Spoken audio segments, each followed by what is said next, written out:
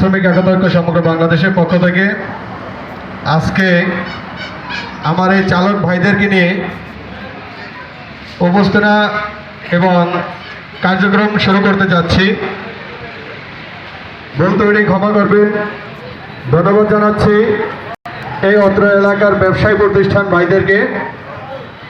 এই সংগঠনের পক্ষ থেকে তাদেরকে সকলকে আন্তরিক শুভেচ্ছা ও অভিনন্দন জানাচ্ছি।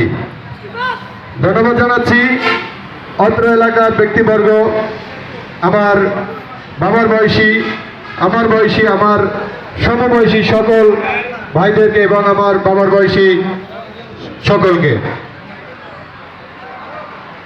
ধন্যবাদ জানাচ্ছি। অত্র এলাকার নির্যাতিত মোটর শ্রমিক সকল চালক ভাইদেরকে। আজকে নির্যাতিত মোটর শ্রমিক নিয়ে সারা বাংলাদেশে একটি সংগঠন জাগ্রত হয়।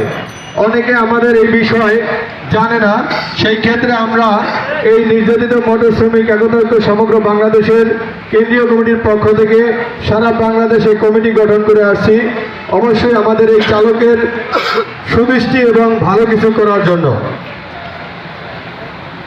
বিষয়টা হচ্ছে, আমরা নির্যাতিত মোটর শ্রমিক কোথা থেকে উৎপত্তি হই, কিভাবে এই নির্যাতিত মোটর শ্রমিক কিভাবে সামনে আগাই, এই বিষয়ে আলোচনা করছি।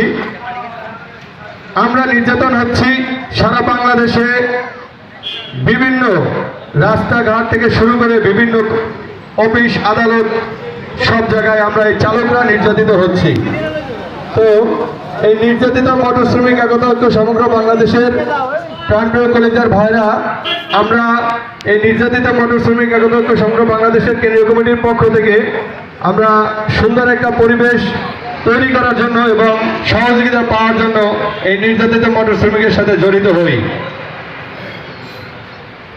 বিশেষ করে আমাদের এই চালকরা, আমি মনে করি যে